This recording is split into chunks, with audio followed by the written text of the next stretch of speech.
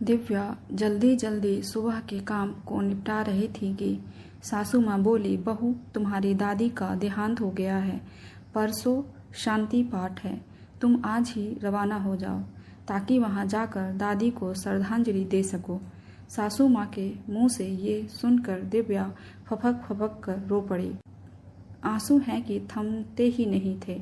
बचपन से जिस दादी के साथ रही आज वो नहीं है, ये सोच के ही दिव्या का दिल भर आया और आंसू बहने लगे।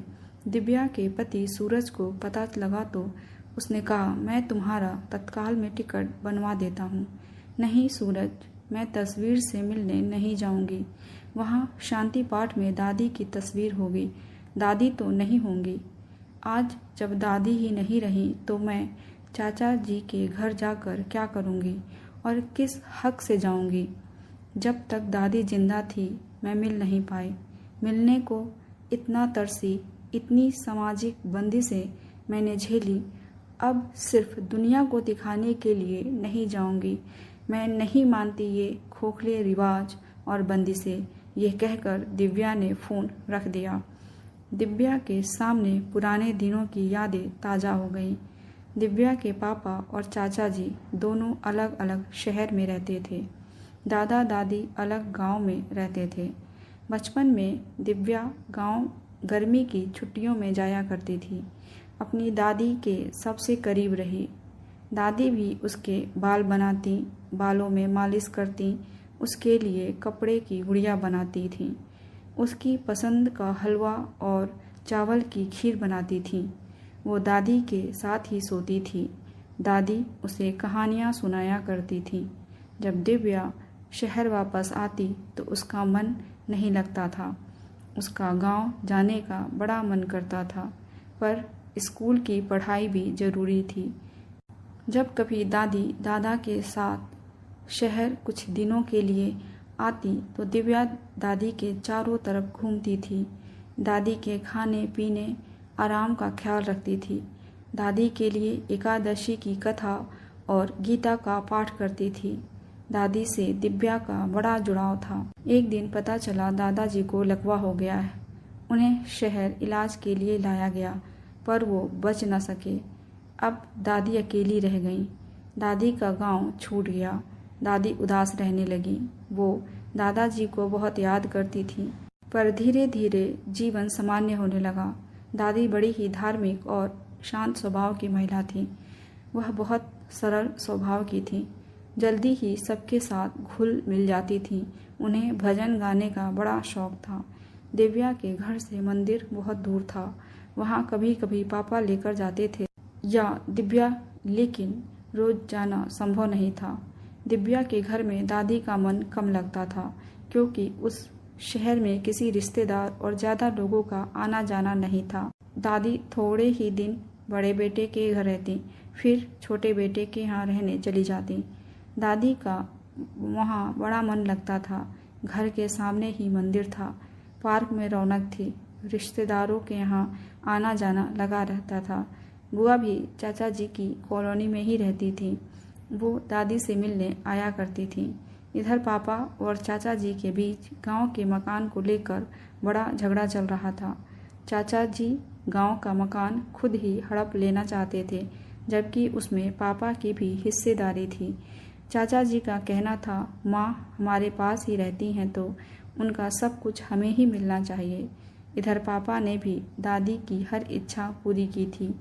वो दादी को रखने को तैयार थे, पर दादी का मन चाचा जी के यहाँ ही लगता था। चाचा जी को अकेले दादी का बोझ उठाना नहीं पड़े तो चाचा जी ने हर महीने दादी के ऊपर खर्च में आधी रकम पापा से मांगनी शुरू कर दी। पापा और चाचा जी के स्टेटस में रात दिन का अंतर था। पापा सामान्य सी नौकरी कर रहे थे। उन्हें अपनी तीनों बेटियों का ब्याह भी करना था, साथ ही किराए का मकान भी था। उधर चाचा जी का अच्छा खासा व्यापार था, खुद का घर था।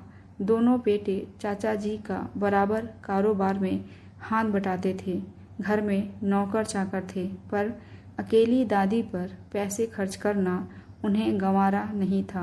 उनका कहना था कि माँ सबकी हैं, तो मैं अकेला क्यों खर्च करूं?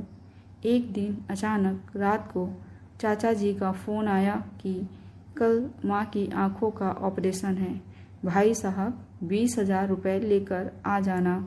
पापा को चाचा जी बस पैसों के लिए ही फ़ोन करते थे। उसके अलावा चाचा जी और चाची पापा को पूछते तक नहीं थे, क्योंकि पापा का स्टेटस इतना ऊंचा न था। रिश्ते को नहीं, धन को मान सम्मान मिलता है।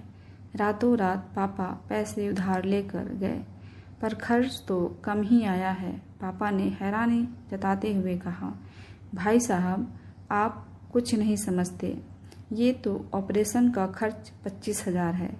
बाकी बाद की दवाइयों, फल, खाने पीने का खर्च भी तो हमें बराबर देना है। चाचा जी के मुंह से ये बात सुनकर पापा चुप हो गए। चाची ने दिन भर खाने के लिए भी नहीं पूछा, ना ही घर आने को कहा। पापा ने अस्पताल के बाहर ढाबे पर खाना खाया और वहीं अस्पताल में दादी को संभाला। उन्हें छुट्टी मिलते ही अपने घर शहर आ गए। पापा कुछ नहीं बोलते हैं, क्योंकि हर जगह पैसा बोलता है। दादी के गांव के सामान और गहनों पर चाचा जी ने एकाधिकार जमा लिया और पापा को कुछ न दिया। चाचा जी लेने में बराबर के हिमायती थे, पर देने के पक्ष में नहीं थे। सालों ऐसा ही चलता रहा। इधर दिव्या की शादी हो गई। दिव्या के पति की नौकरी दूर शहर में लग गई। दिव्या का ससुराल और चाचा जी का घर एक ही शहर में था, पर कभी चाचा जी घर आने को नहीं कहते थे। दिव्या का दादी से मिलने का बड़ा मन करता था। अब दादी बीमार भी रहने लगी थी। एक दिन दिव्या ससुराल से दादी के यहाँ मिलने चली गई। दादी से लिपट कर खूब रोई, उनके हाल चाल पूछे, बचपन के दिनों को याद करने लगी। तभी चाची बोली, हमने तो तुझे बुलाया नहीं, बहन बेटी बिना बुलाए मायके नहीं आती हैं। तेरे ससुराल वालों ने तुझे कैसे भेज दिया?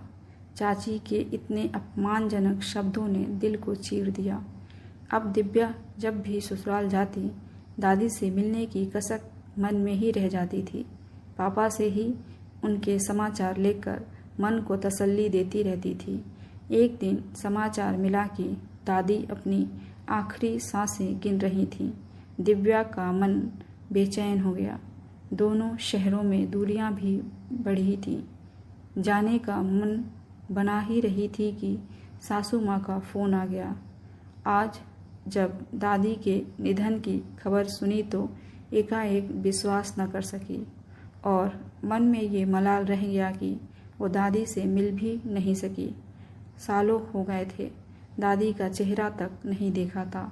शाम को सूरज आया तो उसने दिव्या को समझाया, तुम्हारा जाना जरूरी है, नहीं तो समाज रिश्तेदार क्या कहेंगे। सूरज, मेरा फैसला अटल है। मैंने अपने आंसुओं से दादी को श्रद्धांजलि दे दी है। अब मैं वहाँ जाकर क्या करूँगी? जीते जी जिससे मिलने को तरसाया, मेरे लिए उस घर के दरवाजे बंद थे। अब दादी के जाने के बाद मेरे लिए दरवाजे खुल गए। बहन बेटी हूँ, अब 13वीं तक वहाँ रहना होगा। ये कैसा रिवाज है? इंसान के जाने के बाद इतने दिनों तक वहाँ रह सकते हैं और जीते जी मैं दादी से कुछ घंटे भी नहीं मिल सकती थी। मैं तस्वीर से मिलकर भी क्या कर लूँगी? जिस दादी के प्यार दुलार को बरसों तरसती रही, वो तो मुझे वहाँ जाकर नहीं मिलेगा। सूरज ने ढांढस बंधाया, मैं तुम्हारे साथ हूँ। तुम्हारा मन नहीं है तो मत जाओ। दिव्या सूरज के कंधे पर सर रखकर फिर से अपनी दादी की यादों में खो गई। कैसी लगी आपको ये कहानी? कमेंट करके ज़रूर बताइएगा। ऐसी ही कहानियाँ सुनने के लिए चैनल को सब्सक्राइब कर लीजिए। मिलते हैं अगली कहानी के साथ। धन्यवाद।